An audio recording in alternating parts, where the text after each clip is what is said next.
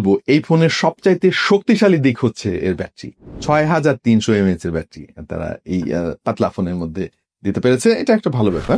আরেকটা সারপ্রাইজিং ব্যাপার আছে, সেটা হচ্ছে এই বড় ব্যাটারিকে চার্জ দেওয়ার জন্য তারা বক্সের মধ্যেই 45 ওয়াটের একটা চার্জ দিয়েছে। ব্যাটারি ব্যাকআপ যথেষ্ট ভালো, আপনি যদি নর্মাল ইউজার হন 2 দিন ইজিলি ব্যাকআপ পেয়ে যাবেন, আর যদি হেভি ইউজার হন তাহলে আপনি একদিনে এটা চার্জ শেষ করতে পারবেন না। ফোনটার ব্যাটারি হলো 6300 মিলিঅ্যাম্পিয়ারের, সাথে 45 ওয়াটের চার্জার রয়েছে। এই দুইটা জিনিস এই বাজেট রেঞ্জে আমরা খুব কম ফোনেই দেখি। চার্জারটা হয়তো বা দেখে থাকলেও এত বড় ব্যাটারি যেই বাজেটে এই ফোন এসেছে এর আগে আমরা দেখি নাই, এবং ফোনটার চার্জ ব্যাকআপও কিন্তু খুবই ভালো। আমরা প্রায় 3 দিনের কাছাকাছি চার্জ ব্যাকআপ পেয়েছি বেসিক ইউজ।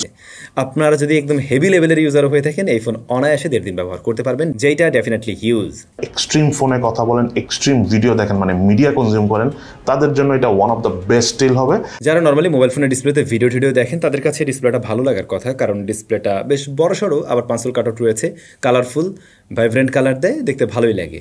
এলইডি লাইট, আপনার ফোনে কোনো কল আসলে বা মেসেজ আসলে বা চার্জিং এর সময় এই লাইটটা জ্বলতে থাকে, দেখতে বেশ ভালোই লাগে। বাট এটা সত্যি এই প্রাইস পয়েন্টের ম্যাক্সিমাম ডিল থেকে এইটা নাইট মোডের ছবি আপনাদের কাছে ভালো লাগবে। আমার কাছে অনেক ভালো লেগেছে, যদিও পলিকার্বনেটের তৈরি, বাট বেশ শক্তপোক্ত এবং হ্যান্ডি, এবং ওয়েট ডিস্ট্রিবিউশন একদম পারফেক্ট লেগেছে আমার কাছে। দ্যাটস ওয়াই হ্যান্ড গ্রিপ করে ভালো লেগেছে।